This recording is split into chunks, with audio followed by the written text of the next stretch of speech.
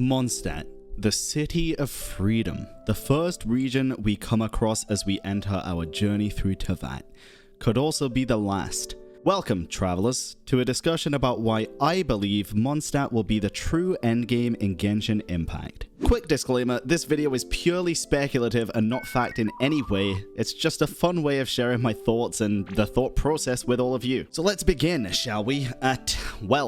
The start. After the opening cutscene in Genshin, we can be seen descending to the world of Teyvat. After a few minutes of exploring the new land, we come across this, a statue of the Seven. Upon opening the map, we can see that the general area we're in is named Starfell Valley, which is intriguing considering that we, the traveler, descended from the heavens looking like this.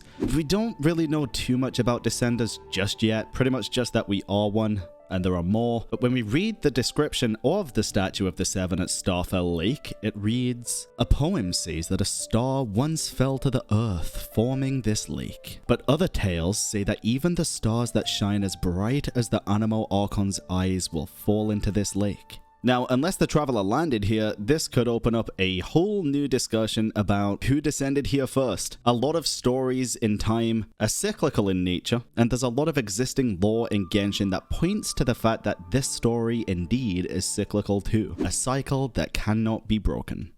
Let me take you back to the very beginning, the opening cutscene in all of Genshin. Paimon has a very intriguing line that until now I hadn't really looked too deep into. She says, "So what you're trying to say is that you fell here from another world, but when you wanted to leave and go on to the next world, your path was blocked by some unknown god?" When we read this back, doesn't it sound like Paimon is telling this story as if the traveler had already landed in Teyvat, prepared to leave, and then was blocked in that order? When I rewatched this, a lot of thoughts were flooding my mind, but the main thought was this. Did you notice that the unknown god has galaxy-like elements inside of her clothing? More red than blue, like we've seen before, but there are only a few characters that share this type of design, and a lot of people think that she could be Paimon or have other theories. I, however, had a slightly different idea. This might be a bit of a crack theory, but I'm going to share it with you anyway.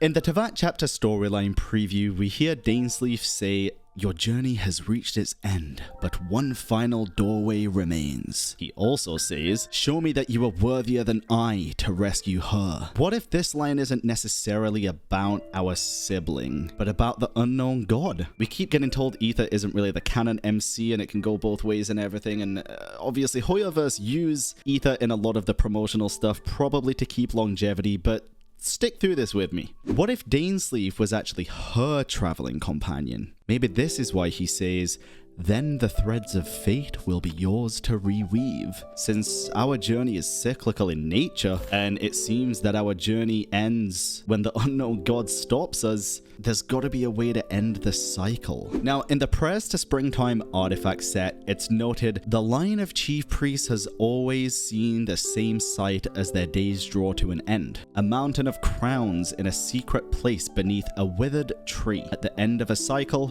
the earth shall be renewed. Thus, eternity is cyclical." Again, there is a lot of information that seems to point to the fact that our journey is going to begin and end in Mondstadt. And I mean, there is a lot of theories regarding Mondstadt, from the Timeless Isles to the Thousand Winds Temple, all the different characters, and so many more. But I wanted to talk to you about something today that I've never really seen myself up until now. I did a bit of digging into the region as a whole, and after having my mind blown by that opening cinematic and my thoughts, I discovered something that I never noticed before. Something the community had deciphered in the past is that the script on the statue that overlooks Mondstadt reads, "The Gateway to Celestia," or "The Gateway of Celestia," which made a lot of people theorize that the statue itself may be the actual gateway, and at some point in time we'd have to maybe go under it. But after taking a closer look at the surrounding area, I noticed that the platform that the statue is on is a little bit odd.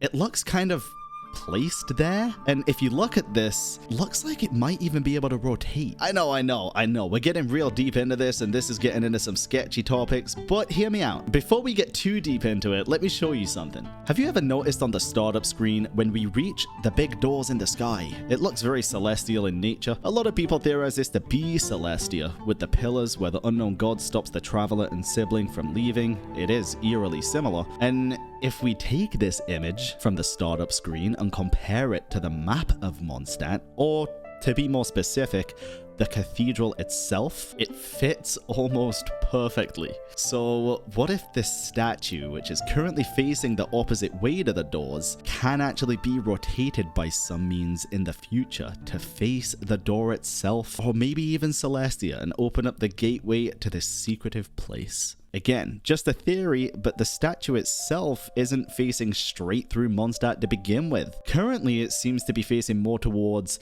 the portal to get to the Spiral Abyss, or at least the island where the Abyss is located. Another very strange detail about our journey so far is that every time we explore a new region, we collect a form of oculi, from Animoculus to Dendroculus. After we completely level up the statues of the 7, there is always one left to be found. Currently it's unusable, but what if, towards the end of our journey, we require one of each of these elemental oculi to open up this gateway to Celestia, or unlock our light ability that we see in the opening cinematic by combining them all? Surely there has to be a reason why we're able to keep just one, right? I think Mondstadt is one of the most interesting regions to date, and probably will continue to be. We learned a lot through the Archon quests after this region, but for me, things keep tying back to Mondstadt. Sumeru itself taught us that some memories could be stored in different ways, such as in books, stories, and poems from Nahida in the Archon quest. So we really don't know what is fact or fiction in the world of Teyvat. It's getting increasingly more difficult to be able to tell the difference. But could someone like Lisa, who is up until this point just a simple librarian, really be holding deeper information? And she did also study in Sumeru, so is she aware?